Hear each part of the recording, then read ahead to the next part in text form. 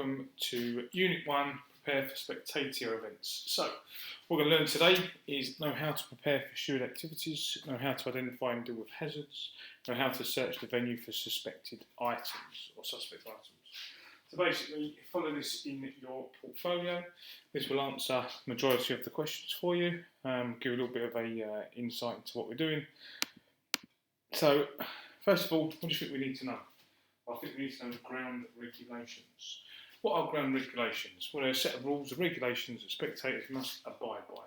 So any of you that worked in a venue or even been to a stadium, what sort of things can't you do? Well, we'll talk about it in a second. But basically, it's found at every set of turnstiles, at every ground in the country. Next time you go to a stadium as a spectator or working, have a look at the front of the turnstiles. There should be a copy of the ground regulations. If not, they're breaking the law. It's actually your responsibility as a steward to make sure they are complied with, and if not, you must tell your supervisor or team leader. It's that simple. That's your responsibilities. To give you a clue, that comes up the question in the portfolio. So, give an example of the ground regulations then. So, you cannot smoke, you cannot drink in view of the pitch. No standing in the stadium, that means in the seating area, obviously not in the concourse. No throwing objects onto the pitch, and no running onto the pitch. Couple of stories, I don't know if you've noticed, obviously there's a couple of pitch invasions. I think one being at West Ham, and a guy that was Aston Villa who hit the individual. He actually got, not only done for assault, he actually got, I think it was a 3-year ban. We've got a good ban for it, but predominantly for running onto a pitch, otherwise known as a pitch incursion. So basically all times while you're present in the ground, persons or individuals must comply with any of all the instructions of a steward or officer of the club and or the police officer. So basically that means is as a steward, what you're actually meant to do is if you tell someone to sit down, tell someone to stop smoking, tell someone to do anything, as long as it's reasonable, obviously. You can't tell them to clean the toilets, but as long as you can actually tell them to do something that's within the law, and it's all part of the briefing that you've received, and they don't comply, they can actually get ejected from the ground. That's the reality of it. So when someone turns around and says to you, hold on a minute, mate, what's the reason why I've got to sit down? The answer is regulations. End of. That is it. So, what are your powers of a steward? Basically, as a steward, you have to comply with the law. You have to uphold the regulations. That's obviously your responsibility. You have to uphold the regulations, but your actual powers themselves is you can eject someone from the ground for breach of ground regulations. So basically, you can throw somebody out, or eject, shall we say. And if you are actually trained to do so, you actually can have something known as a citizen's arrest for an indictable offence.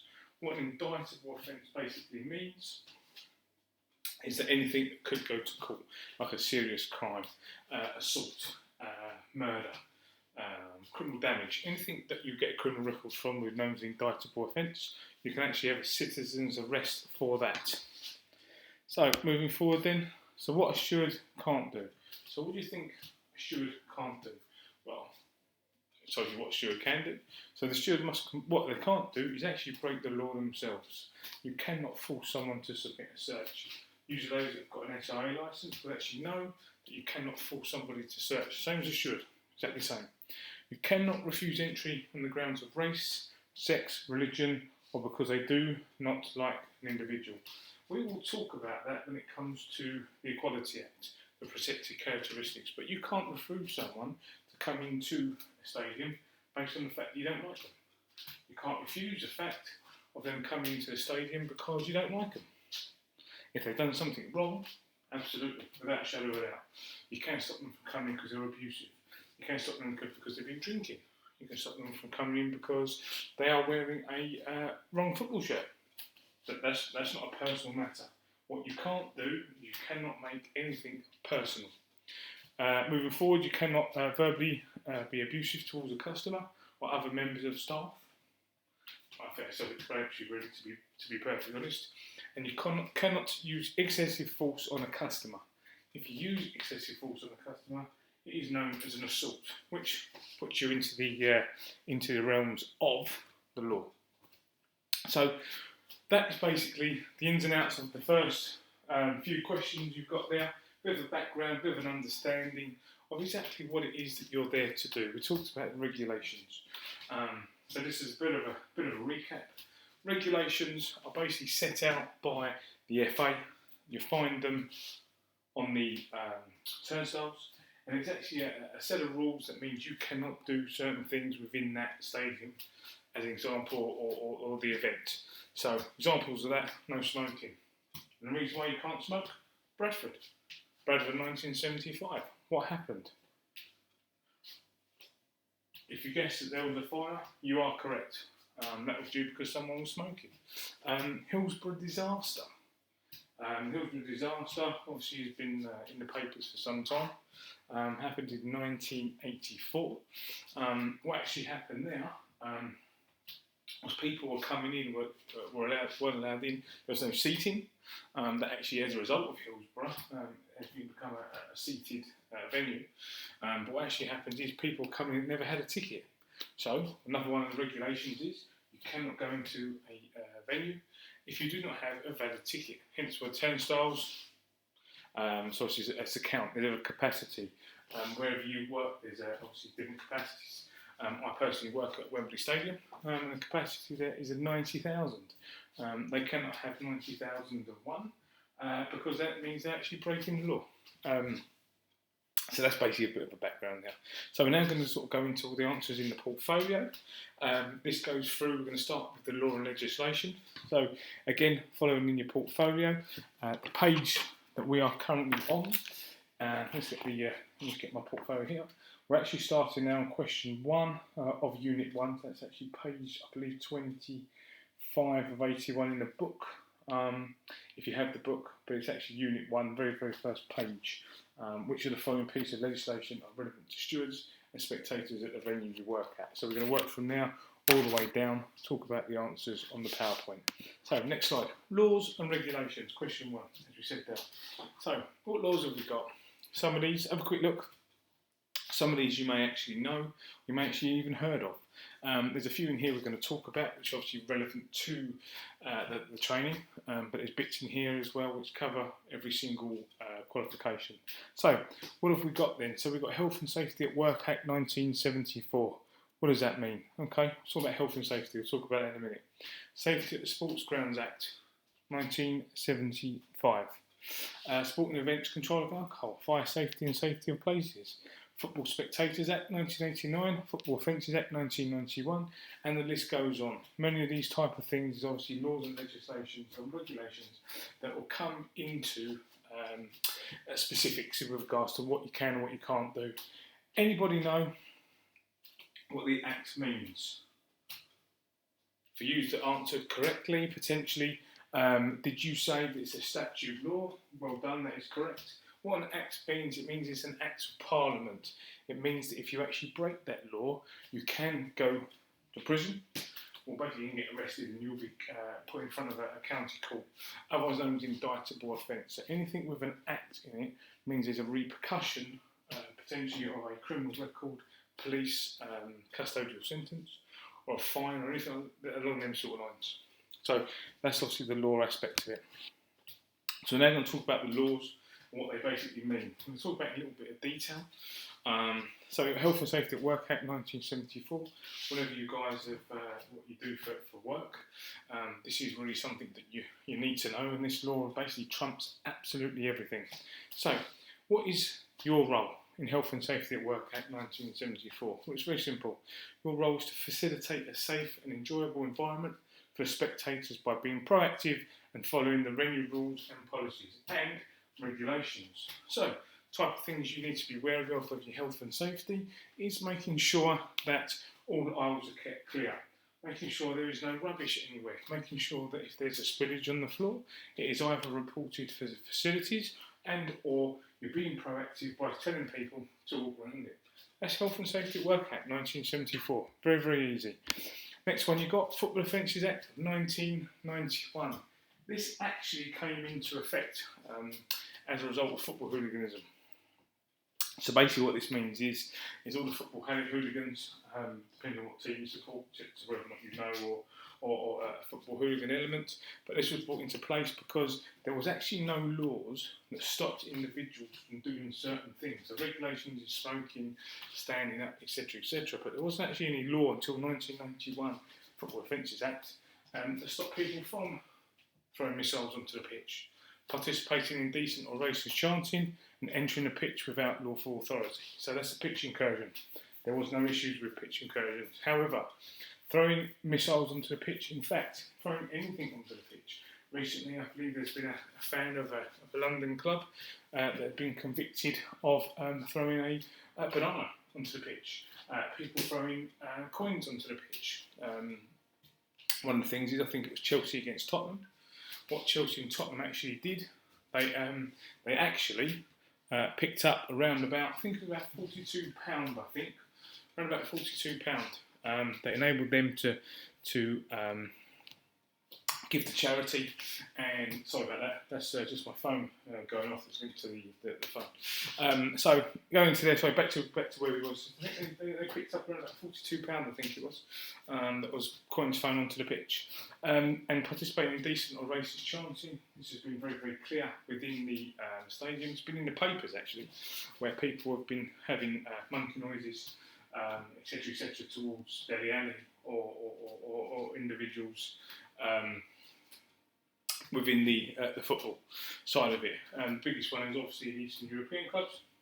They come along and obviously they have racist chanting towards England players, and in fact most players anyway. Smoke-free premises. I'm sure you guys have seen this on a more regular basis.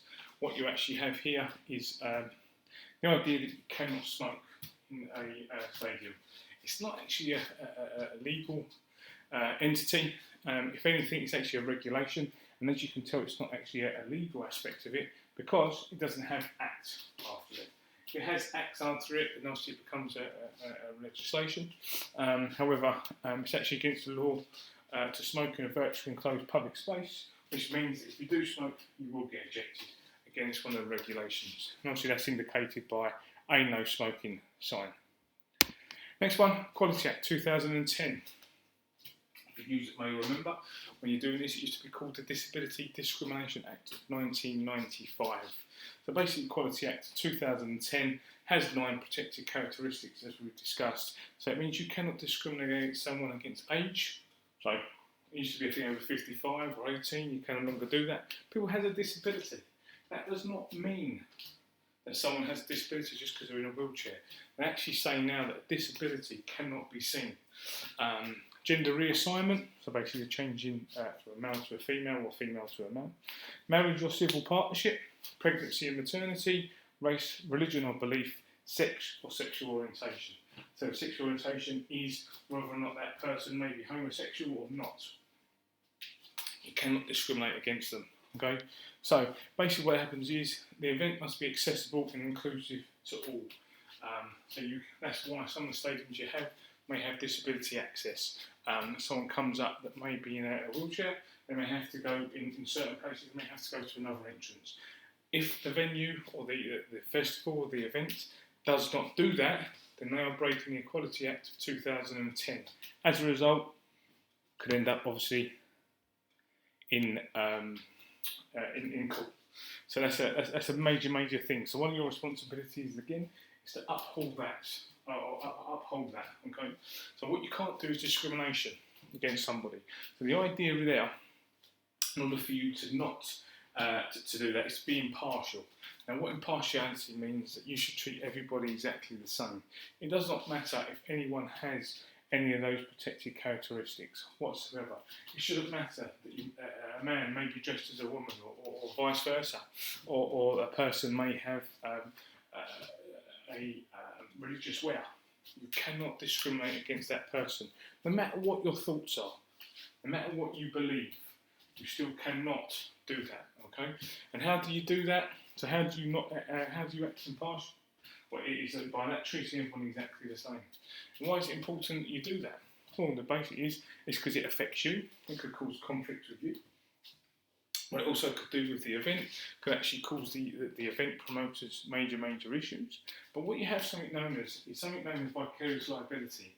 So what that basically means is that if you're racist to someone, or you break the Equality Act for anything that you do, then it brings the stadium into disrepute. There's been many cases of stadiums where the staff have actually done something and they don't actually know or know your name or anything like that. They'll just say, this stadium has done this stadium has done that. So obviously you have major issues there. So that's the Equality Act 2010. So, on to the next bit. We'll talk about guidance. So what sort of things you're going to have with guidance? So obviously during your event, what you're potentially going to have, you may be issued with a handbook or actually a briefing document, which we're going to talk about briefings a little bit later. So you may actually have a document for the event of the day. Every event's different, we understand that. So obviously you should have a briefing document according to what that event is. However, you don't get a handbook, you don't get a briefing document. What you should have is a notebook and pen in order to write this information down, which is this will come up in the briefing. Again, this will cover this in a second, or a little bit later. If you have that mindset and you want to learn more, and I think you may have actually maybe got a link in the email with this, it's having the guide to safety at sports grounds, otherwise known as the Green Guide. And then obviously you've got Event Safety Guide, which is known as the Purple Guide. In a nutshell, what the Green Guide is, the Green Guide actually sets out to how a stadium is built and what it must have in it. For example, fire exits, ideally how many stewards it has, how many toilets it should have, the layout of it in order for safety. That's basically the Green Guide. The Purple Guide is towards the Event Safety Guide. So if you imagine in an event somewhere like a stadium, obviously they have rugby games, they'll have soccer games, football games, they also have concerts. So what you've got to think of there with the Purple Guide is, with a concert or maybe a boxing match, where does that differ from a football match or a rugby match? And the simple answer is this: people are allowed onto the pitch. That's the main difference. So if people are now onto the pitch, what do they now have to produce in this Purple Guide? They have to produce an exit route for these individuals, because it might not be feasible for individuals that are in the centre circle, that are watching a concert or wherever it may be. They are then not able to run across the pitch, and they go up to the aisles, obviously, where they potentially come in from a concourse. So what they have to have in now is exit routes on the actual pitch itself. Normally the players' tunnel, or in some stadiums you actually see in the corners, you actually see tunnels that go underneath the stadium. They're actually known as exit routes. So they must be open all, whereas actually on a football game, most individuals will be evacuated to the concourse. So they still have to be open, just in case, but they're not readily manned to an extent, because obviously the exit route will be up the stairs onto the concourse, whereas on a concert, that might not be feasible. So they have to have entrance routes actually on the concert. So that's how basically Event Safety Guide. So you've got the Green Guide there, which obviously covers the actual stadium itself, and then you've got the Purple Guide, which is all about the event and how it's best designed. So the other thing, a stadium's philosophy and the general principle of crowd management, the 3 S's. You may have heard of this, you may not have. However, this is what it's all about. What do the 3 S's mean? The 3 S's are very simple: safety, security and service. No particular order, they're most important of each other. However, the stadium philosophy is safety, security and service. The staff members must provide safety. Safety steward must provide security, making sure that there is nothing untoward, making sure that everybody's searched. That's another regulation. Make sure that everybody's searched when they come into the stadium. And service. It's all about customer service now. You will find these individuals will have brands. They have this brand, they spend a lot of money into the service. So 3 S's: safety, security and service. So, pre-event routines. For users who already work into a stadium or have been to a stadium, you would know this anyway, okay? Registration, briefing, and then obviously venue check and venue sweeps. Okay, pre-event checks. Again, this is all in your portfolio. So this just mirrors on. So, arrival at work. I know this sounds crazy. Not a lot of people do this, but consider your route to work. Work out the trains, the tubes. Is there any delays? You'll be surprised how many people, in my experience, they go to the same place week in, week out. And one week, TfL decide to do engineering works. And it goes late. You get text messages and phone calls saying, I'm late, because they do the same journey. You're driving, traffic jams, check it. It's important, because from a company's perspective and a stadium's perspective, if you do not get there on time, that actually means that you cannot open. Fact. Okay. Consider registration and start work timings. What's your dress code? The majority now is shoes, black polished boots, black trousers, white shirt, a black clip-on tie. What's the reason why it's important to have a clip-on tie? You get involved in a fracas, you get involved in something, someone pulls it, then you're not getting dragged around. It comes straight off. A jacket, black, no hood. Again, this is stadium specific. This is event specific. But you obviously just to consider. One of the places I work at, you're not allowed a hood on, especially one with a big fur hood. And most importantly, a notebook and pen. That to me is fundamental. If you believe anything out of that, notebook and pen.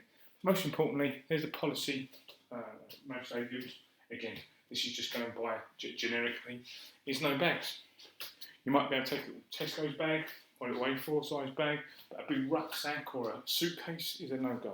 And the simple reason for no bags is because you've got nowhere to put it. That's there. But again, each venue or each place is actually different. But just something to consider. So, registration. What's meant by registration? Well, quite simply, it's basically you signing in to your company or into the stadium itself. Now, registration is either done through a signature or it's done through an internal system. Anything could be, okay? So why is it important?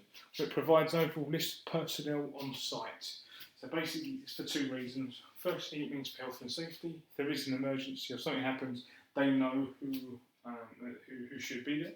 Secondly, I suppose most importantly, is the fact that you get paid. No one goes to work, you don't want to get paid. Right? Demonstrates compliance with required numbers on the safety certificate. So if, say for example, the stadium certificate or the stadium or the council tells the stadium that they must have 1,000 stewards, for example, and only 999 have signed in, they are one short. So it's important that you register. But for you guys, the most important thing, if I'm honest, is probably about payroll. But it's obviously about the stadium certificate. And it has a list of allocation to staff posts to be covered. You actually have something in a stadium where, even though you have 1,000 people, there are key locations that need to get done. That could be pitch, that could be exits, that could be turnstiles. So what they'll do is, if they are running short for any reason, they'll actually find out how many people they've got, and then it will move on from now. You have a call sign sheet for control room, and obviously collecting resources. So briefing, roles and responsibilities. So you've got safety-related aspects. What are the roles and responsibilities in the briefing? This is what you get. You get event details, you get the timings, numbers expected, the profile, Cat A, Cat B, Cat C, Cat CIR. Cat A is a low-risk game. Cat B is a medium-risk game. Cat C is probably anything with Millwall. And Cat CIR is definitely anything with Millwall. Any intelligence, any individuals, how many risk groups they're getting. Are they bringing people down? Is there going to be pyros? What is the search regime and what the weather is? Specific event details, numbers expected. Code words. What are code words for? For example, code red, code black, tango, foxtrot, wherever you may work. What is the reason why you get given code words? And the simple reason for importance comes down to the fact you don't want to worry spectators. If you then see a suspect package, suspect bag, we'll just talk about it a bit later, you find one of those, what you don't want to do is turn around and say to your pal, or get on the phone or get on the radio and go, I've got a suspect package. Imagine doing that, there'll be panic everywhere because of the current climate that we do live in. So what you may come in is a code black. You may get a code red. Whatever your code word is, that's the reason for the code word. And then obviously emergency procedures. So emergency procedures, obviously you've got here, run, hide and tell, which is fine in the event of a terrorist attack. But what is the emergency procedure if a turnstile goes down? What's the emergency procedure if there's water on the floor? What's the emergency procedure if I don't know, one of the stadiums has to be evacuated, or there was a burst water pipe. You only get to know that from your briefing. Pardon me, you only get to know that from your briefing. And obviously you find out your role and responsibilities. And why is it important to take notes? The simple reason is we're only human. You may forget. It's fact. You may forget. I won't remember anything. As I'm reading this out, I'm actually watching it on the screen, so I can't remember it all. That's why it's important to take notes. Hence why you need your notebook and pen. Once you do your briefing, so you've done your registration, you've obviously collected all your resources, which we'll cover in a second. You then obviously go to your briefing, you then go to your position, and then you've got to do something as a pre-event check. So what's a pre-event check? Well, in a nutshell, to be honest with you, is to make sure the venue is safe and ready. That venue cannot open unless that pre-event check has been done. Okay, so what sort of things are you looking for there? You're looking for safety, security and emergency equipment. What sort of emergency equipment are you thinking of? Fire extinguishers, fire exits, fire alarms, anything along those sort of lines. Conditions, visibility of signs. How do you check a sign? We need to make sure A, it's visible, and B, most importantly, fit for purpose. That's a sign. If there's a sign there, also make sure it's correct. Because sometimes these events do different things. They may have a sign up that was relevant to last week. If that's the case and it's not relevant, get it taken down. Obviously, safety hazards, which we'll talk about in a minute, security hazards, fire hazards and hygiene hazards. Okay, we will talk about those, but they're the sort of things you need to be looking at. For example, I'll give you the biggest one on the hygiene hazard, and basically a safety hazard, is if the toilet's overflowed, then what? You know, you're going to have dirty water everywhere. You're going to have, I don't know, risk of diseases, hygiene side of it. So what do? Quite simply, lock it off. That's what you do. Tell your supervisor. Everything. If there's a problem, tell your supervisor. But lock it off. Don't let anyone use it. Think about, what do you want to do? How would you want to? What sort of place would you like to go into? Right? Remember, this is all about before you open the doors. Once you give that information to say that yes, the stadium is ready to go, they take it as it's ready to go. What they don't want to know is if there's the event of a fire and you have not checked the area and there's no fire extinguisher, how can you do your job correctly? Bradford all over again. So what resources are you required? Well, let's break it down. Quite simply, you need your ID. Why do you need your ID? So if people know who you are, plus as well in the event of an emergency, people have that. Your passes, you may need an accreditation. Your ID doesn't always, your face doesn't always open up a door. You might need a pass. For example, you might need a pass that means you can go to one place and another place and another place. If you haven't got that pass and the guys are doing their job correctly, they can't get in there. What would you do if someone came up to you and said, I haven't got a pass? You wouldn't let them through. That's why you need one. High-vis jacket. Why do you need your high-vis jacket? Well, first of all, health and safety. Across the board there. Secondly, and most importantly for the high-vis jacket, so you can be seen on camera. That's the main reason. It differentiates between you in the stands and everybody else. Your radio, if you're lucky enough to have a radio, it's obviously to report to people, go up and down. That's the main purpose behind it. It's having some form of communications.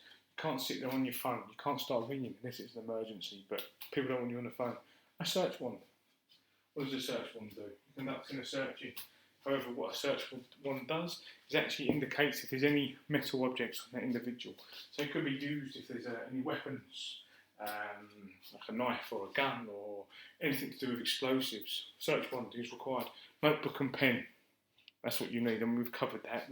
We've gone through that. Write stuff down so you remember it again. Briefing document and site maps, if you're lucky enough to have them. But I would say definitely notebook and pen. They're all types of resources that you do require. Okay.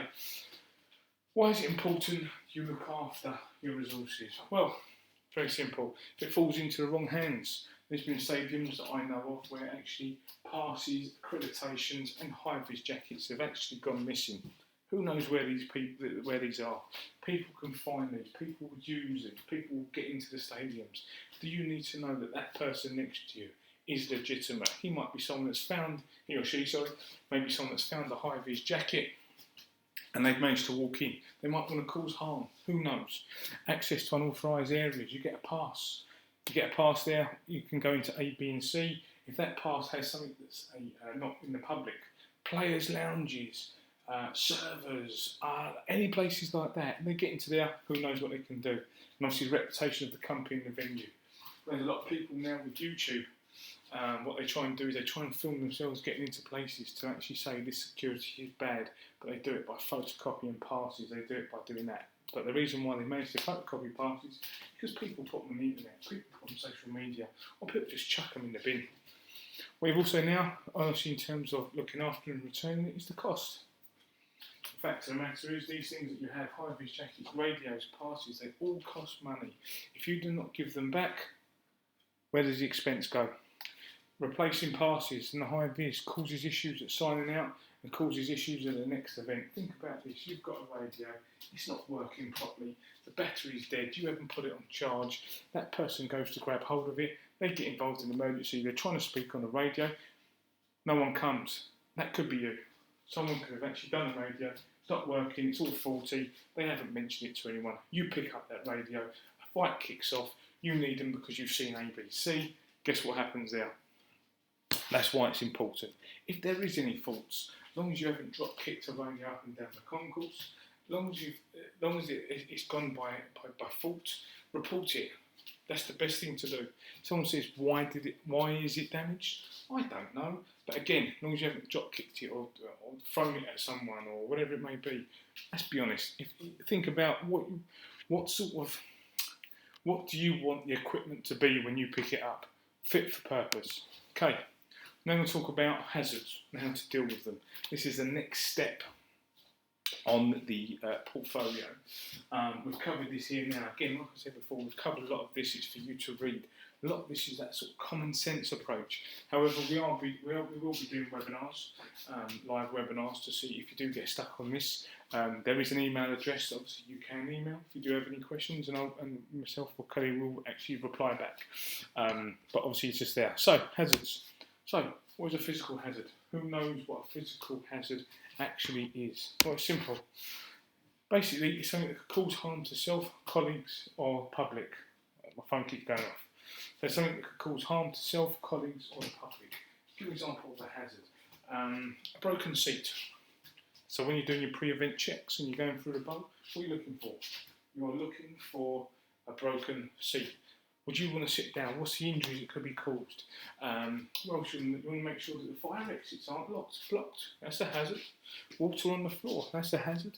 Okay, the most common one is obviously an IED, but let's be honest, if you're doing your job correctly and security safe, chances of finding one are slim. But what are the chances of you finding a broken seat? Quite high. Depends on who the stadium's had there previously.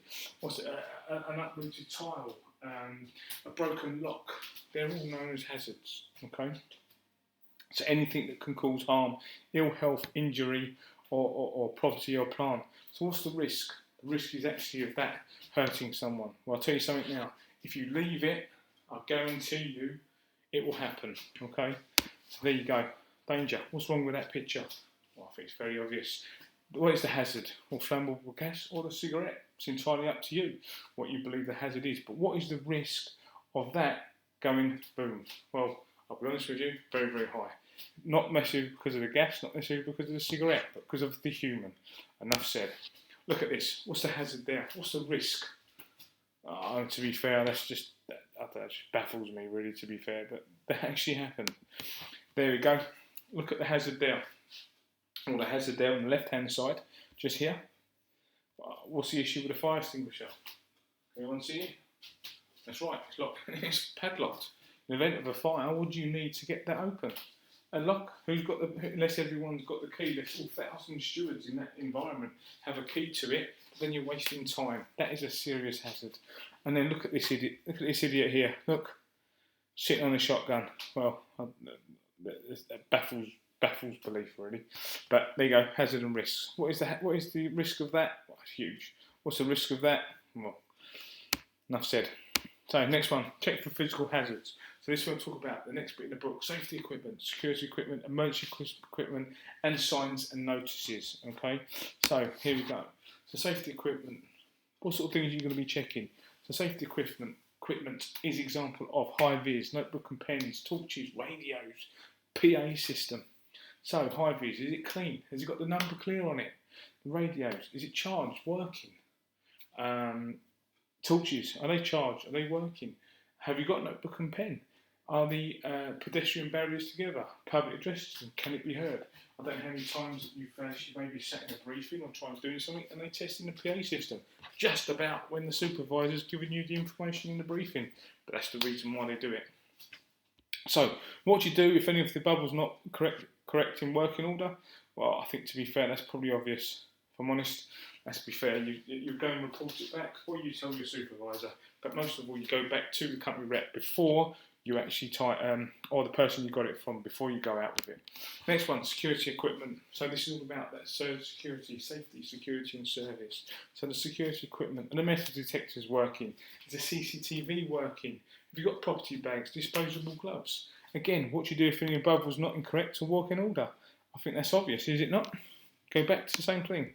Emergency equipment, fire extinguishers, first aid kits, fire extinguishers, are they there? Disregard of location, type and service, but are they there where they should be? Absolutely. First aid kits, are they available? Do you know where they are? Emergency phones. We have something with yellow phones or red phones or emergency phones, whatever colour they are. Best thing to do, pick it up, speak to the person on the other end. Is it working? Worst case scenario, that's there for you, that emergency phone. That's what you use. If you can't report to your supervisor, you go directly to the emergency phone. Pick it up. If it doesn't work, got no radio, what do you do? So again, what do you do if it's not in order? Report it. Everything, just report it. If there's any issues, report it. Okay. Now looking at signs. So there are 4 types of signs, or 5 if you include fire. So there's 4 types of signs. Prohibition, red one. Anything that's red with a line through it, no smoking, no exit. Self-explanatory. Mandatory, must have. They're blue. You must keep out. You must keep this door shut. You must have ear defence on. You must have steel toe cap boots. You must wear your helmet, whatever it may be. Safe conditions, otherwise known as information. Things like that is fire assembly points or assembly points, fire exits, first aid points, anything like that, they're green. Warning is yellow. Danger, high voltage, caution. Probably the most one you may see with a warning would be a yellow wet floor sign. That actually makes a triangle and it's yellow. That's a warning. It means that there's an issue. Last but not least, you've got the fire.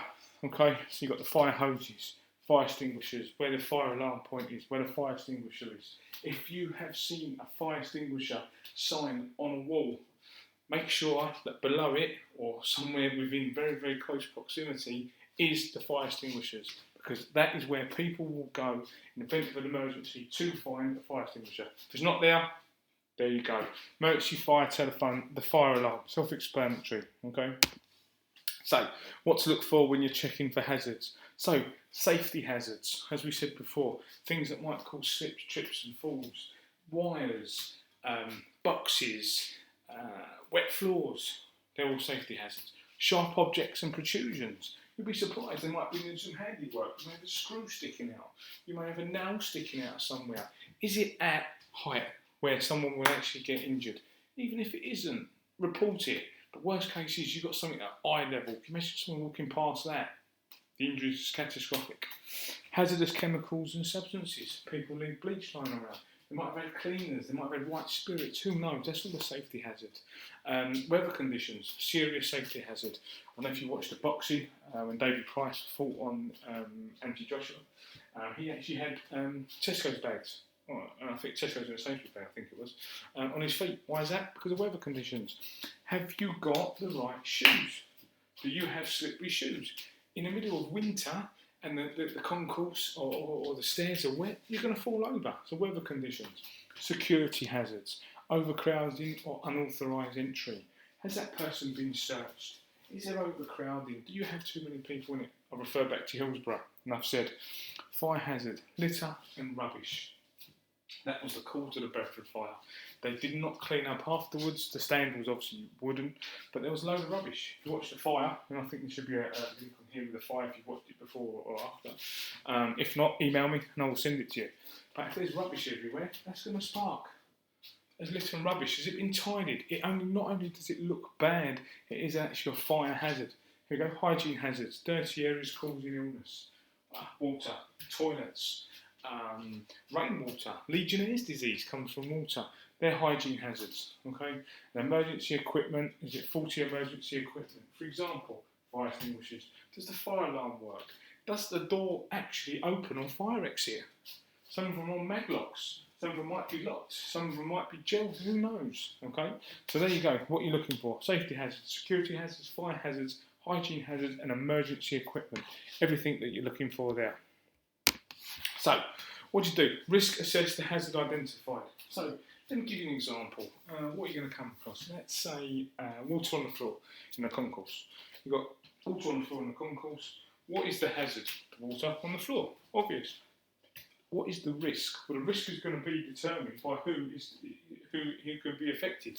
So if you've got water in a corner where nobody goes, it's still a hazard, still needs to be reported. What you can do is shut that off. It's not an immediate risk. However, if you have water or spilt lager on the concourse, what's the risk to that? Well, if it's before you open, get it cleaned up beforehand.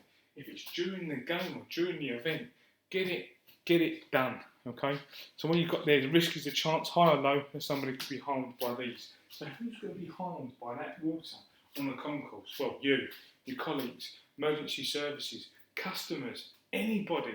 Okay, that's what you need to do. Make sure you get it all sorted out. So we've covered actions, we've covered everything else that could happen around you.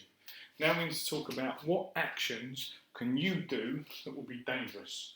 What can you do that will be dangerous? So, by not following the procedures, you've had your briefing, you've had your information you're given, do not do this, do not do that. We covered it earlier.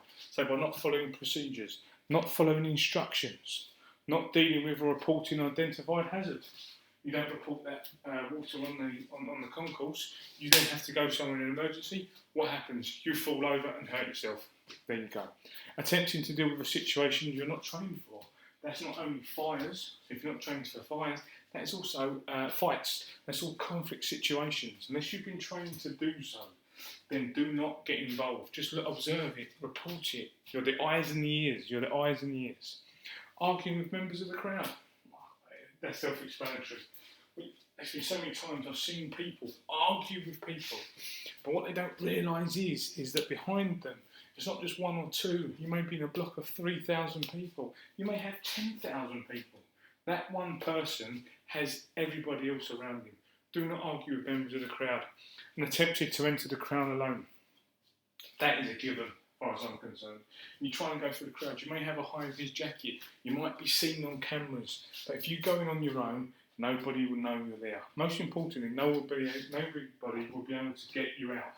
Okay, so they're actions that you would do, not following procedures. Again, this is just following in the portfolio.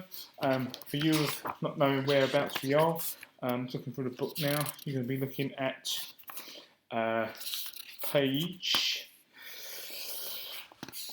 This relates to the questions. I'm lost. Let me find it. Wait 1 second. We're looking at page question 16, question 17. They're the sort of ones that you need to there. Question 19, this relates to dangerous actions. Question 19, describe the sort of action which could endanger yourself and others when identifying and dealing with physical hazards. There's one thing I actually forgot to mention at the very beginning. Please, please, please do not just write down what you see on this PowerPoint. Do not just copy it word for word. There is no value in that whatsoever. We will know and we will then pass that back. We want it in your own words. Okay? So dangerous actions, what sort of actions? Not following procedures. Give me an example. Not following procedures. What is not following procedures? So not following the correct procedure. Not following instructions. Okay? Attempt to enter the crowd alone. Why? Spread it out. Give us the reasons why. Okay? How to search a venue for suspect items. So now moving forward. You've got confined areas, doing a systematic approach. So confined area, example of a confined area, be a toilet, that'd be a confined area. It may be a seating area, so you have an extended line, each individual person walks down each road there, that's a confined area, from one side to the other. If you've seen it, when you do a sweep of the stadium inside, you'll probably start on one end of the stand, and in an extended line, walk up there, or vice versa. If it's an open area, a concourse, for example, systematical from one side to the other, making sure you've covered everything. Public are present, concourse again, restaurants, anything on them sort of lines, okay? Systematic from one side to the other, but be discreet when the public are present. Why is it important you do that discreetly when public are present? Because you don't want to frighten them. If they know that you're looking around for a suspect package or you're looking for something, someone with a high-vis jacket who's panicking or walking around saying, excuse me, it naturally means they're going to draw themselves to it, alright? Make sure you do it nice and discreetly. It could be anything that you could be looking for. A carrier bag, a lunchbox, a thermos flask, a briefcase, I don't know, a box, a McDonald's box, anything. So anything that looks out of the ordinary, you need to mention. So, what happens then if you actually do find something? What indicates that that is actually an issue? Well, it's quite simply this HOTS procedure. Again, like I said in the first introduction video, you're talking about the HOTS procedure, but it relates back to that scenario. So you don't just put down, is it hidden? Yes or no, or what hidden is. It's got to relate to that scenario. So read that scenario and implement what I'm about to tell you. So HOTS, is it hidden? What determines if it's hidden? If something's just left in a concourse, and it's just a bag down, is it hidden? No, it's not. If it's been tucked behind somewhere, up, behind a chair, that's hidden.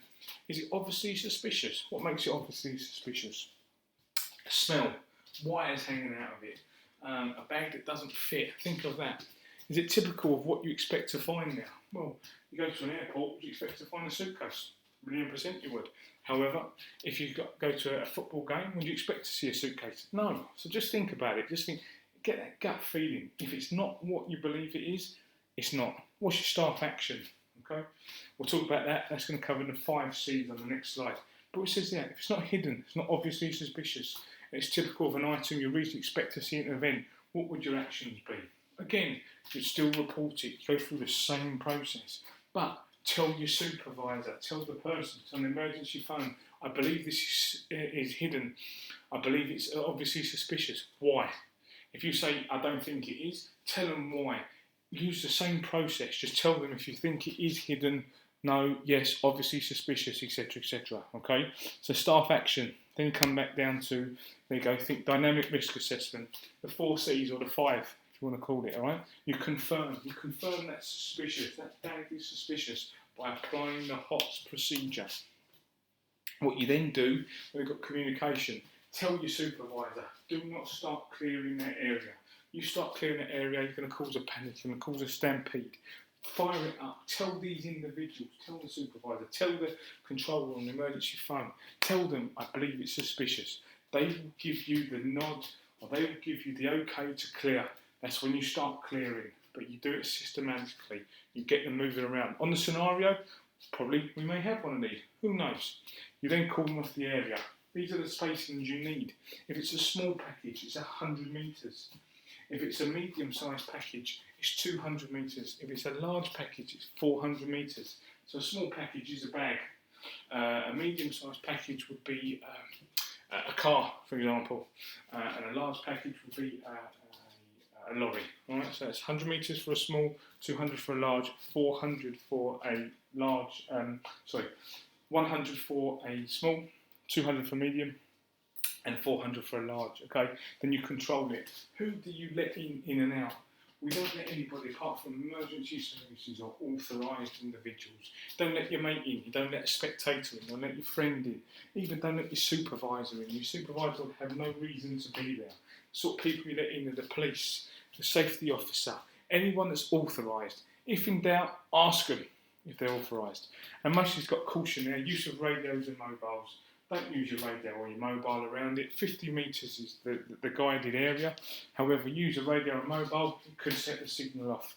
May not, but let's not hope it does. So there you go. So just a bit of a recap. You've got your HOTS procedure, which is obviously looking for hidden objects, looking for things. Then obviously you then put in your action. So your staff action, the S staff action, is the 4 C's. Okay, and then what do you do? Report for an unattended item. So member of the public, as an example, member of the public reports an unattended item to you. What action should you take? Well, you apply the HOTS procedure. first and foremost, okay? For the information, get information, get their details. It might have been them that planted it, who knows? The size, shape and the colour of it. Why is it important you get as much information as possible? Because if you're looking on camera or you're doing that, let's say for example, someone comes up, I'll come up to you and say, there's a blue bag over here, fantastic. How many blue bags are in the world? Loads. But you need to get the information. Right, okay, where's the blue bag? Has it got any distinguishing features on it? It means that you can spot it a lot quicker. It means that when you're searching for it, you see a load of red bags and you've got a blue bag, fantastic. If you see there's a bag over there and there's 10 bags, who do you know what it is? The size, shape and the colour. How long has it been there? Someone might just dropped it, could be there 10 seconds. Might actually be next to someone. If it's been there for a period of time, find out. When did the witness notice it? When the guy dropped it off and had his face covered. Well, that's a given. But it might just be we notice it as they walk past. And where is it exactly? We need to know where this is exactly. That will determine if it's hidden or not. Okay? So you've got the HOTS and also you've got the 5 C's procedures. So, that hopefully covers all the information that you basically require for Unit 1. Okay? Any issues, like I said before, give me an email, grtraininglimited@gmail.com.